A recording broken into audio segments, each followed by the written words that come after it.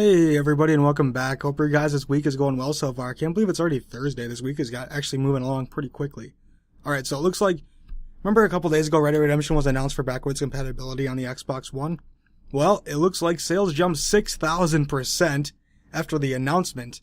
Now, that's pretty cool. I mean, that's a lot here, as you guys can see from the screenshot. That is a pretty big percentage. It looks like it's from Amazon, is the percentage jump, I guess. Even the Game of the Year edition is doing pretty well at 1,877%. So, wow, that is a huge number. It's also for sale right now on the Xbox One through backwards compatibility, so the 360, I guess, for $7.50 or £6.49 for gold members. So if you guys don't have live or gold or whatever, it is $10.50 or £8.47. So that is pretty cool. That is a lot of percentage. I mean, you kind of predicted it, really. I mean, after they announced it, it's like, wow, yep, people are going to go out and buy it. Yep, that is for sure. A lot of people went out and bought the game, and yeah, that is a pretty big percentage. I mean, I'm sure it's the game released back in 2010, 12, can't remember what year it was. But it's kind of I guess, old game. And nobody bought it since then, so obviously the sales are going to jump a shit ton when it's announced for backwards compatibility on the Xbox One. So that's pretty cool that the game is selling like hotcakes again. Alright, moving on to the next piece of news. So as you guys know, well maybe you didn't know, Pokemon Go has released on the Android store as of yesterday. I couldn't download it myself, but I think it was in New Zealand actually where it released in like different countries. Now the United States though, maybe it's working as of now, but I haven't tried it since yesterday, so anyways, this is kind of a funny story. Pokemon Go sends a player into a police station, or to a police station, and the police basically said, don't come in. Now, if you guys aren't aware, PlayStation Go is obviously a mobile game that uses the smartphone's GPS and back-facing camera, so it's basically augmented reality, and you catch Pokemon. Now, in this Australian's Northern Territory, the police station had a message for basically everybody that is trying to go there, and they said, for those budding Pokemon trainers out there using Pokemon Go, whilst the Darwin police station may feature as a Pokestop, please be advised that you don't actually have to step inside in order to gain the Pokeballs. It's a good idea to look up, stay away from your phone, look up away from your phone in both ways before crossing the street. That Sandshrew isn't going anywhere fast. Stay safe and catch them all. So, I love how the police station just played off with a bunch of class. They're like, yeah, you don't need to come in to catch Pokemon. That's not really what it is. Obviously, we know what it is, and you can look up, see where you are, look both ways before you cross the street and all that. I just love how they played off with just a whole ton of class, and that's really cool police station actually to actually keep promoting this and like, yeah, cool app, we like it, but you don't need to come inside in order to catch the Pokeballs and stuff. So that is really cool. I'm really a big fan of that.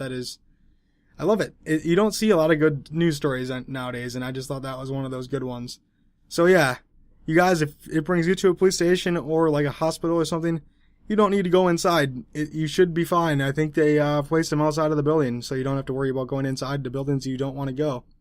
And I'm pretty sure they spaced them out accordingly, so they put them on like places that aren't going to be like dimly lit areas or back alleyways. It's going to be out in the open in public places.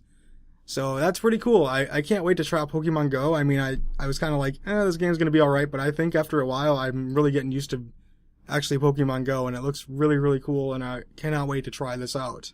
I'm not going to go through the whole entire article at all, really. I'm just going to go off like some stuff that I read. But it looks like there's a PS4 wireless adapter revealed by Sony's FCC certification.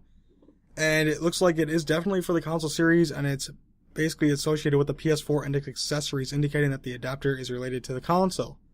And personally, what I think it is, like, people are like, in the comment section, like, oh, it's for VR, or someone else has just said, like, yep, it's definitely something like for the controller, or just something stupid. What I think it is because Sony does those internet data caps. It's going to be like in a wireless adapter you plug in to the back of the console, either through the Ethernet port or whatever have you, and it gives you like boosted signal, Wi-Fi signal in your house, because they limited the internet caps or whatever because of capability issues and stuff, and stability. Well, I think this will give people a reason to say, okay, well, here's an adapter, we'll plug it in, it'll give us 55 to 60 megabit download, depending upon your guys' internet speed, and it'll work out good. That's personally what I think it is. That's why it's called a wireless adapter. I couldn't see another use for it unless they're coming out with another headset, possibly. I'm not entirely sure. But what I think it is what I just said. It's going to be just to boost your Wi-Fi signal within your own home. So if you guys have a different opinion, leave the comment down below. But that's personally what I think it is. And moving on to the last news story here today. So this last article is really, really interesting. So I guess in a new Steam survey, the Vive is outselling Oculus 2-1. Now, Steam, or 66% of Steam users of those who were surveyed own the HTC Vive, while only 27.75 own the Oculus Rift. And I guess the survey also asked if users owned an Oculus Rift dev kit, and 6.25% said they did. And they even were combining the other Oculus Rift with the dev kit too. That comes out to about 34% or so. A little over half the market share. So that's really, really interesting to me because the Vive, obviously they came out freaking swinging. I own the Vive. Yeah, the $800 price tag is a bit steep. I will admit that. But they have the whole room scale element. The touch controllers are awesome. The tracking is really, really good.